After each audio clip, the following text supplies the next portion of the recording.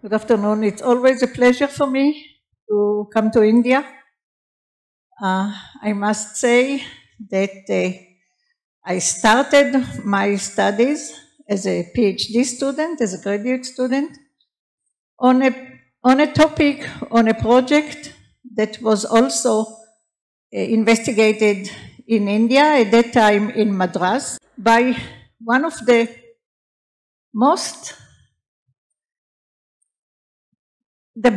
one of the best scientists in the world, G.N. Ramachandran. We worked more or less at the same time, more or less as competitors, but with very, very supporting attitude. He was a big professor, I was just a new student, and I admire him, and I admire the Indian scientists that, in my opinion, follow his steps. So I can talk a lot about G.N. Ramachandran. There are several other fantastic scientists here in India.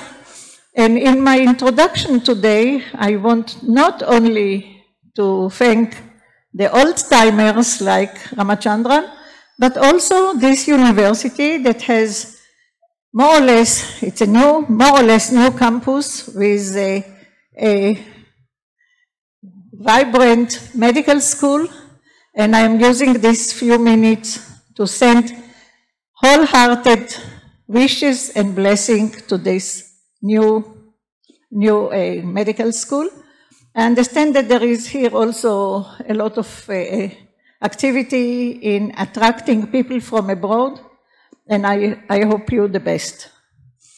So the lecture today will be about new generations, or towards new generation of antibiotics.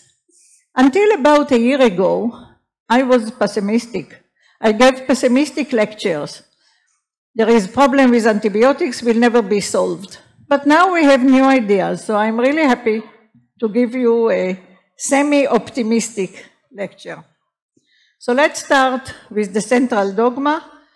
I hope that even the non-scientists here, the few non-scientists, know what proteins are.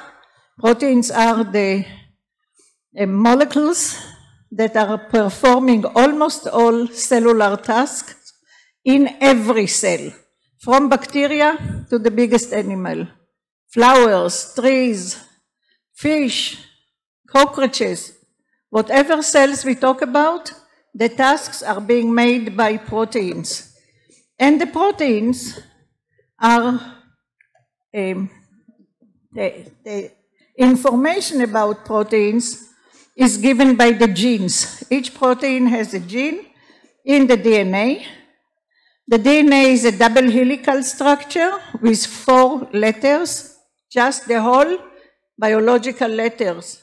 The language is 4 letters, and every 3 of them is coding for one of the components of the newly born protein. So the genes that are in the DNA are not exposed and are not available to anything, and therefore they are first of all transcribed to a very similar molecule, but that can live and exist as a single chain rather than a double helix. Here, again, only 4 letters, 3 of them exactly like in DNA, 1 of them is slightly different but not much, chemically not so important. And from here, every 3 are coding for 1 amino acid that are shown here as beads that are composing the newly born protein. And this process is performed by ribosomes. In every living cell, there are ribosomes, many of them, I'll come back. So they are universal, the ribosomes, from the point of view of their function. They are larger with evolution. In bacteria, their molecular weight is 2.5 millions. In human, 4 millions. But the function, it means the reading of the code and the producing of the protein, the creation of the protein is done in the same way. Very similar or maybe even the same. There is a huge number of ribosomes that function in each living cell. Mammalian cells, like the liver can contain millions, 5 to 6 millions of ribosomes in each single cell, and they work all the time. Even in bacteria, the number of ribosomes can reach 100,000 when they grow. In vivo, in the cells, the ribosomes act continuously. They produce proteins all the time. The lifetime of a protein in the body is a few days, so new proteins are needed all the time. And they can form up to 40 bonds. Peptide bonds are the bonds between the components of the proteins that are called amino acids, up to 40 of them, 40 connections like here, mistakes before we even know about them. So they are made of two subunits, a small one and a large one, that each of them has a job. The small one does the decoding of the information, the genetic information, and the large one is where the amino acids are being connected to make proteins, make the peptide bonds. So it's here like two floors with two active sites, decoding and peptide bond formation. The connection between them is done by a tRNA molecule that has here an anti-codon loop, and here a little piece that carries the amino acids. So this part is responsible for decoding, and this for the bonding, and this is fully conserved. All tRNAs, no matter from which animal, no matter for which amino acids, they always have this type of L-shaped double helical, except for the anti-codon loop, where it's connected to the code and the cognate amino acid. So instead of talking, I will try to show you a movie, a little video that we made 14 years ago when the first structure came, and they are based on the structures of our lab and several others from several other labs. So what you see here is that the messenger with the genetic code is reaching the top level.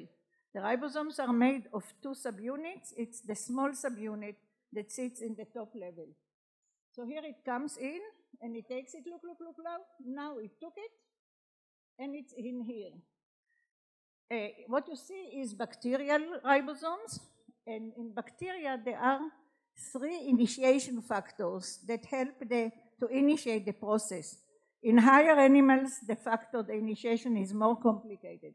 So this is initiation factor 3 that makes sure that messenger RNA is in its path.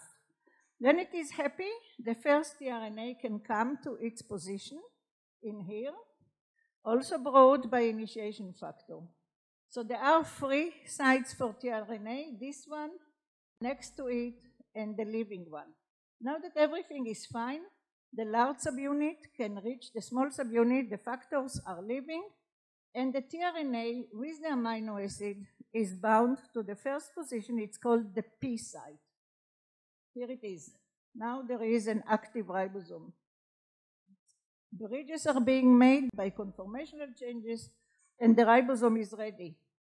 So the messenger is going on with the genetic information, and tRNAs are being brought by factors, elongation factors, that bring them in according to the need of the genetic code, being translated here, and the protein is being here. We took away the large subunit, so you can see that the protein is getting into a channel that protects it in the large subunit. Now you can see the whole ribosome again, and you can see that the protein is large enough to come out from the tunnel. And this process continues until the gene is finished and there is a code for end. When there is a code for the end, instead of tRNA come factors like this gold one that are release factors, recycling factors. They get in, they let the protein go out, the two subunits dissociate, and the tRNAs and the messenger can go and look for the next job. The protein can go and bind to where it needs or stay where it needs. That's all. So this took us only 20 years minus 2 weeks. The clip is available on YouTube, so you can see it at home. It has been there more than 10 years and nobody complained so far, so probably it's correct. So what you see here is now in higher detail the small subunit that sediments as 30S, that is responsible for the decoding of the code, the genetic code. It has a molecular weight of almost 1,000,085 megadaltons, one RNA chain which is shown in gray, ribosomal RNA, again the same type of molecule, and up to 21 different proteins, 20 or 21. And you can see how wonderful they are intercalated into each other. Large subunit with the same color code, it's where the bond is being made. It's when the chain is being elongated, it's not just one bond. And it has the tunnel that protects the newly bound protein. Again, it's made of ribosomal RNA, most of the molecular weight, 1.5 megadalton, 3,000 nucleotides, and about 34 different proteins. The ribosomes are fairly conserved, but there are some regions that are fully or almost fully conserved, and I won't talk about it today. So because of the fundamental role played by ribosomes, many antibiotics target them. If there is a bacteria that is bringing diseases like pathogenic bacteria, stopping or disturbing the ribosome function is good enough to kill it. So many antibiotics are doing it. Almost half, over 40% of the clinically useful antibiotics target protein biosynthesis, and mostly by paralyzing the ribosome. The natural antibiotics are the weapons that bacteria from one type or microorganism from one type is using for interfering with the cell life of different species. And we are using them sometimes.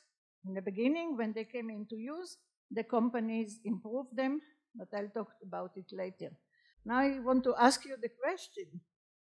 The antibiotics are really tiny. Their molecular weight is between 500 to 100 daltons. And they're paralyzing bacterial ribosomes that you saw how complicated and large they are, 2.5 million daltons. How? The trick is to bind to functional sites. So what you see here is the skeleton of the large subunit and of the small one. And the balloons here, each balloon represents antibiotic or its family. It means an antibiotic that was improved by companies. And have a look, they all are in or next to functional sites, like the decoding, like the bonding, like the tunneling in the tunnel, like the hinging, these motions that you saw earlier. Stopping this motion will not let the tRNA in or out. That's what they're doing. And again, instead of talking, we have a clip that is available in YouTube that show how little ones can do lots of good or bad things. So this is a very little antibiotic called edein, and it just blocks the path of the messenger RNA. That's it. You don't have to be large to do this. No messenger, no protein. Second one is called tetracycline. It's more useful, it's more prescribed, and it blocks the position of the second tRNA. Just occupies the position and the tRNA cannot bind. So one is not enough for protein. The third one is acting on the large subunit, and it's the one that was one of the first ones to be used, erythromycin. It sits in the tunnel, here near where the protein is being made.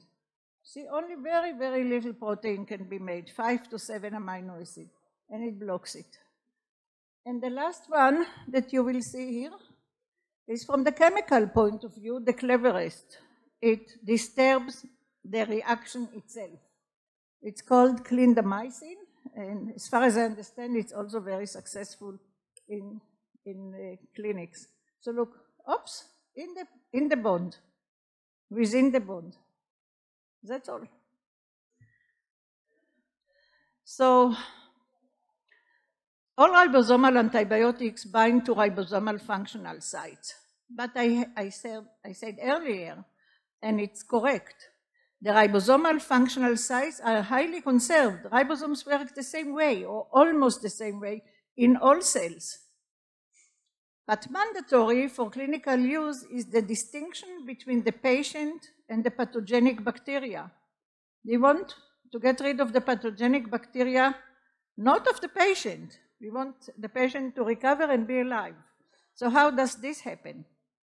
So even when the sites are very similar, there are sometimes subtle differences, and I want to show you one.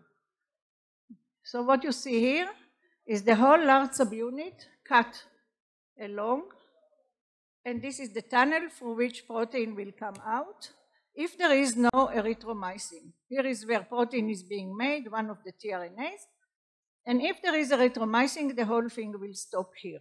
And I want to show you how. From top, you see it like that. That is the whole subunit. This is erythromycin, and most of the tunnel is blocked. And if we look at more detail, we section the tunnel, section the whole ribosome perpendicular to the long axis of the tunnel.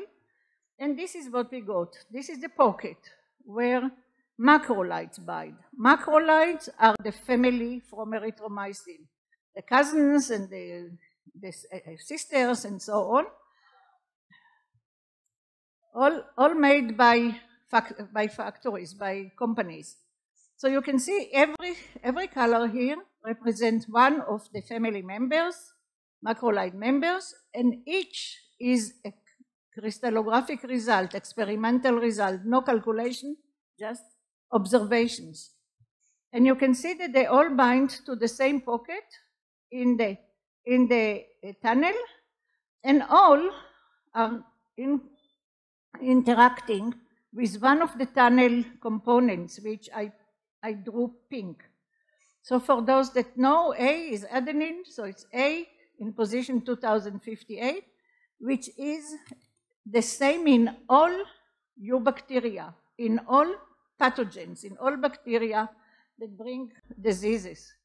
So if we want to look at the type of interactions, this is erythromycin, this is the position, A to 2058, and here the affinity is very, very high, as if it was, the antibiotic was designed by a scientist, but it's designed by a bacteria, of course.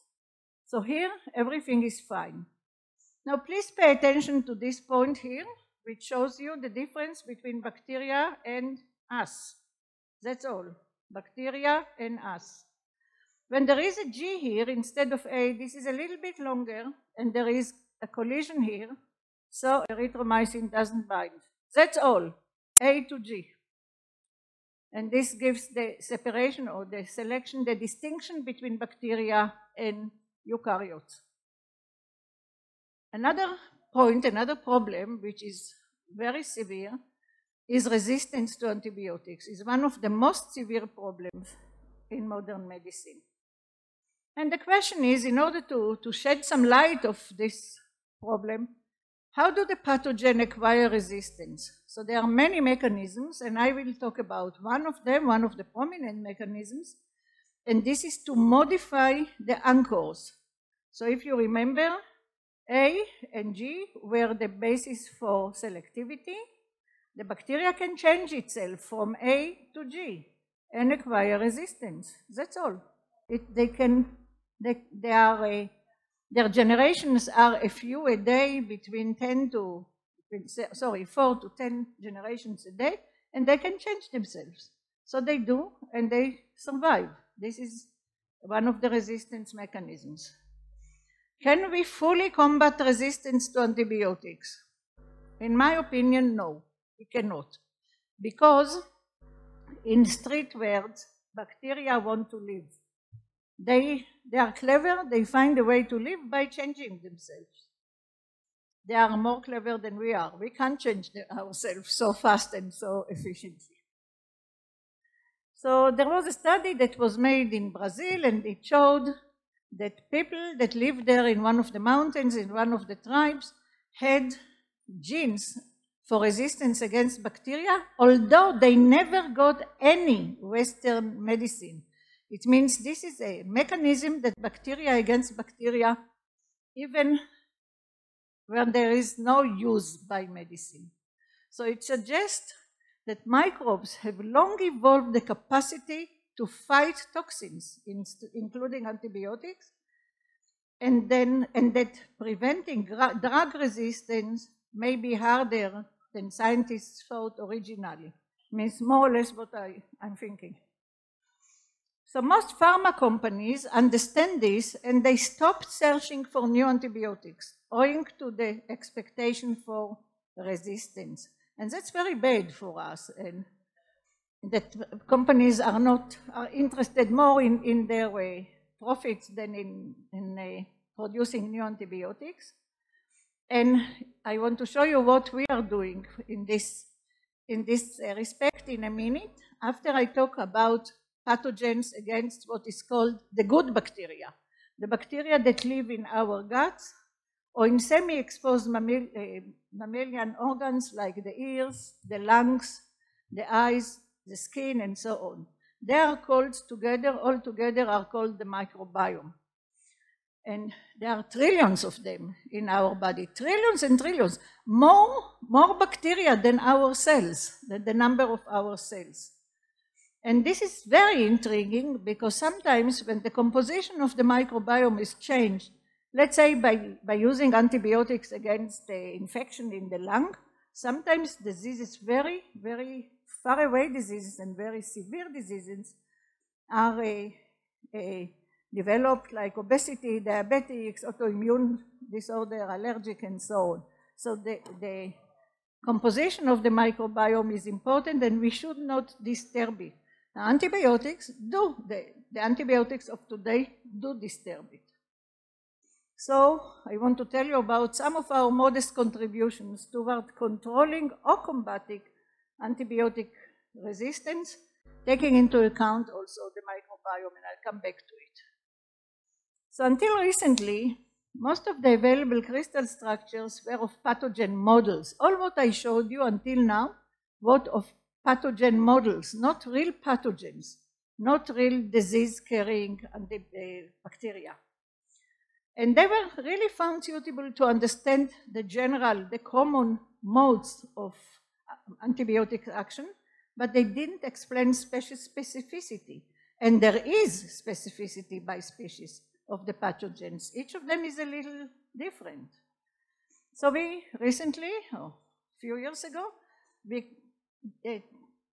crystallized the large subunit of one of the pathogens, the very multi-resistant pathogens, Staph aureus, and I won't show you the structure. It's very similar to the model. I'll show you just a few lessons that we studied when we did this. So lesson number one, although companies say that it's not possible to increase antibiotics effectivity, it's possible. A company called Nabriva increased the efficiency of this particular antibiotic, which is the family of pluromethylines. I really don't go into details, but they increased it by 16-fold. And the increase was just to add one hydrogen bond that was not before, to create a new compound with one I can show you from the other side, this one. By 16-fold, and now they have one that is even more efficient than this. The second lesson, in principle, it's possible to increase antibiotic selectivity. So they will go only to the pathogens, more discriminating antibiotics. I'll show you an example. This is erythromycin, and this is its binding pocket. It's the same binding pocket as I showed you earlier in 4 different bacteria, 2 pathogenic and 2 non-pathogenic. Next to it, there is a ribosomal protein, L22, and it's a little bit different. In pathogenic, it's the cyan and the purple. In non-pathogenic, is the yellow and the gray. And you can see that in the pathogenic, it's shorter. So all this region is available only in the pathogenic. All this region is not occupied in the pathogenic. So we can use it to extend erythromycin, at least in principle. The third lesson is the definition of binding pocket, and that's really important for predictions because we don't really know what is the binding pocket. If it's just what we see and a little bit larger. So what you see here is a binding pocket of a little compound in the pathogen and in the model. And the sequence is exactly the same. Yet, here the structure is exactly the same, but here not. Here the pathogen has a base pair, and the non-pathogen, the model does not, but the non-pathogen here has a base pair that the pathogen doesn't have. Why? Because in the next layer around it, there is here a base that is stuck to this base of the pocket. So one has to look for larger regions than the pocket itself. But based on these tiny, however very meaningful differences in the architecture of the antibiotic binding pocket, we expect to design a new anti-resistant specific antibiotic. Lesson number 4, and this is the most exciting, much beyond my expectations, is the possibility to find novel antibiotic binding sites. So have a look at this position. This is part of the ribosomal RNA in the pathogen, in a non-pathogen. The difference is 9 nucleotides, 9 out of 4,500, less than standard deviation. Even if there are some like this that are longer, some shorter, nobody looked at it. But when we have structures, we see that these 9 are situated in a very strategic place. And it can be a hook for a new antibiotic, a potential hook for binding site of an antibiotic. And this is on the surface of the ribosome. You can see here we found several like this. Here is the large subunit, then from the other side, 90 degrees. And you can see that there are several regions like this. You can see here, actually we found 25. And have a look, some of them are facing the solvent, and the others are facing the second subunit. It means they are disturbing the interaction between the two of them. So you can see here from all sides, and we are using them. Why are they good? First of all, what's going on? We identified 25 new potential unique sites like this, and 16 of them were blocked by us and inhibit protein biosynthesis.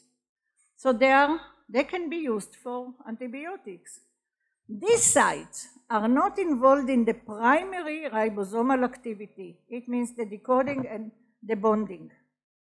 So bacteria didn't understand yet that they are important, and there are no bacteria, no pathogenic bacteria that has genes against these positions, that can modify these positions. So if we use them, there will be resistance even to them, but it will take a long time until bacteria will, what I call, understand. So far, there are no assigned vital roles. And therefore, for now, I repeat, these sites can be exploited for the design of advanced and now a newer degradable antibiotics, hence environmental friendly. What do I mean in these last two lines? I didn't talk about it at all. So this is really important because it has a new lesson, environmental and ecological considerations. So almost all the ribosomal antibiotics that are known, the natural ones, have cores like this, all types of cores, and they are all not degradable. They are not digestible and not degradable. It means when we take antibiotics, even very little, and we recover, these parts are not digested, and when they go out from our body with the rest of the things that go out, they are not degradable. So they are there in the soil, in the water, in the grass, that the cows eat the grass and give us milk, and we get these pieces of the antibiotics in the milk, in the cheese, in the steaks if we eat, and so on. So even if very little, very, very little antibiotics are prescribed, this is multiplying and increase the resistance mechanisms just from the ground, just even not being ill. So we think that these are very important, and those that we are identified, that we already showed that it's possible to block protein biosynthesis by blocking them. This was done by using nucleic acids or oligopeptides or mixtures of them, all types of chemical compounds that can be optimized and can be designed that in terms of chemical properties, antibiotic action, and degradability. So this is our mission now. So let's forget this. And in summary of what I talked until now, the new insights obtained from these high-resolution structures of the ribosome from a genuine pathogen provide unique chemical tools for, oh God, it had to be sorry. I went backwards, sorry. For the design of pathogen-specific antibiotics, which means the design of antibiotic drugs that are specific for each and every pathogen. Each pathogen will have its own antibiotic, in contrast to the current preference of broad-range antibiotics. So this will reduce the resistance also and reduce the use of antibiotics. So we are aware of the problematic economical issues associated with pathogen-specific antibiotics. Companies don't like to do new antibiotics now. For sure, they won't like to do antibiotics for each pathogen. Nevertheless, we expect that the pharma companies will consider human aspects, and they will find this idea useful and attractive for them. So efficient use of pathogen-specific antibiotics means swift identification of the type of the relevant pathogen.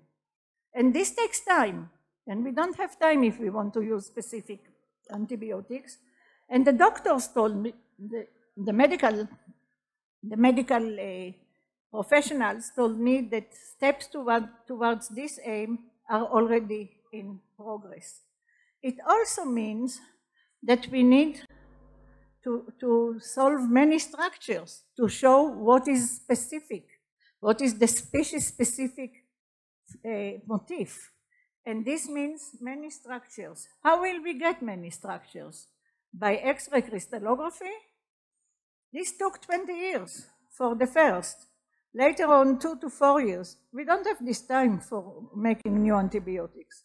So luckily, single particles cryo-EM, three-dimensional cryo-EM became recently useful, and this takes only a few months to find the structure, and we used it, first of all, to show that it works, and we want to use it in the future. So I want to show you one example how it worked against a parasite, Leishmania.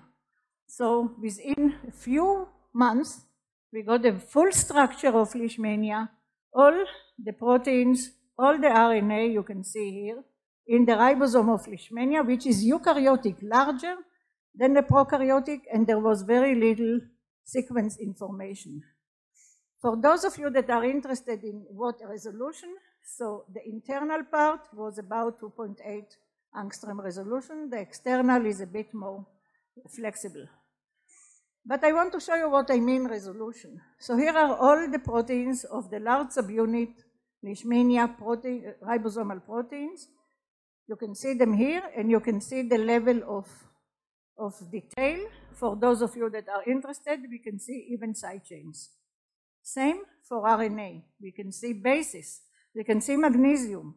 We can see changes like methylation, like dihydrouridine. We can see 99 different modifications. You can see here which type of modifications, that's the whole large subunit, and there are 99 of them. So we think that we will go this way. And this is correct, but not always. There is a lesson that sometimes rapidity is not as important and as high resolution. I will just tell you about 2 new antibiotics, 2 new studies that were done by Crystal and by EM, more or less the same resolution, but many more details in the crystallography, which shows the resistance and selectivity. And unfortunately, I can't tell you the whole story. Just in short, before I finish, our structure-based species-specific design aims not at getting rid of resistance, but in minimizing the widespread resistance, the destruction of the microbiome, and the hazards in the environment. So before I say bye-bye, I want to give credit to the president of the Weizmann Institute and his successor, biologist and physicist, that let me work over 20 years on my dream. I was the world fantasionaire, and even the advisory committee that suggested to let me work, they said she will not do it, nobody can do it and so on, but okay, we did it. This project started with a very strong collaboration with Dr. Wittmann and Max Planck in Berlin in 1980. Dr. Wittmann died 10 years before the structure came, but while he was alive, he helped us in having our own research unit at the synchrotron in Daisy. And when he died, Franceschi and then Fucini replaced him.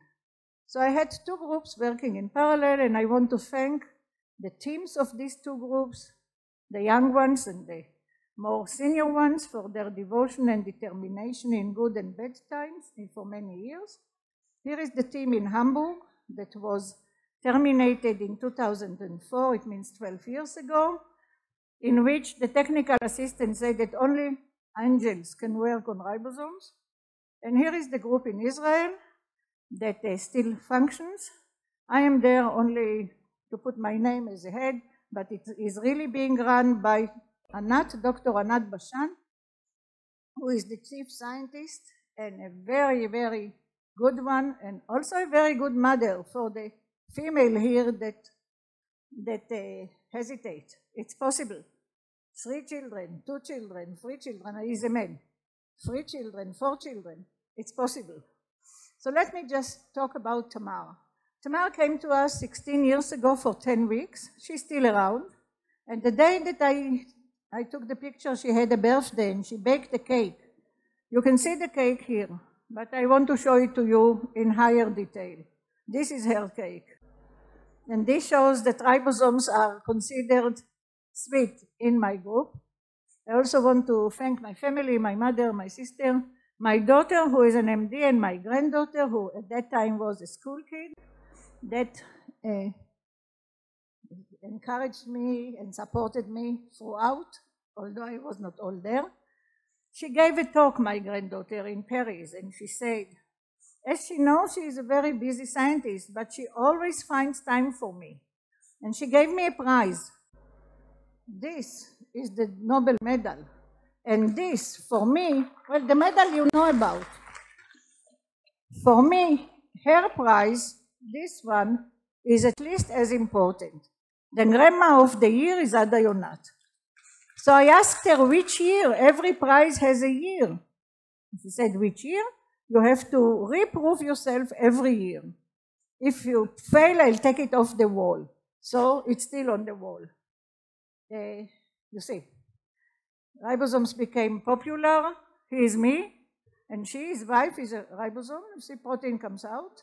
This is a carnival, and this is what happened to me. So if you look carefully, small subunit, large subunit, and the artist, Michel Kishka, that made it, say that better to put antibiotics here. We didn't try it yet, and thank you very much.